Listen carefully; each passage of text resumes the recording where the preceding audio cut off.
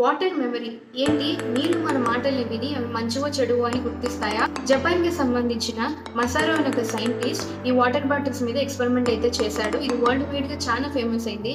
అయితే తను ఒక 2 వాటర్ బాటిల్స్ ని తీసుకొని ఒక వాటర్ బాటిల్ తో రోజు ప్రేమగా మంచిగా పాజిటివ్ గా మాట్లాడుతూ సాఫ్ట్ మ్యూజిక్ అయితే వినిపించేవాడు. మరొక బాటిల్ తో హార్డ్గా నెగిటివ్ గా మాట్లాడుతూ హార్డ్ మ్యూజిక్ అంటే మెటల్ మ్యూజిక్ అయితే వినిపించేవాడు. అయితే కొన్ని రోజుల తర్వాత ఈ మసారో ఈ వాటర్ ని ఏదైతే 2 బాటిల్స్ మైక్రోస్కోప్ కింద పెట్టి చూడగా సాఫ్ట్ గా ప్రేమగా మాట్లాడిన వాటర్ బ్రిండ్ గా బ్యూటిఫుల్ స్ట్రక్చర్స్ అయితే వాటర్ ఫామ్ చేసింది. అలాగే నెగిటివ్ గా హార్డ్ గా మాట్లాడిన వాటర్ లో అయితే చాలా ఈజీ క్లమ్సీ బ్యాక్టీరియా అయితే ఫామ్ చేసింది.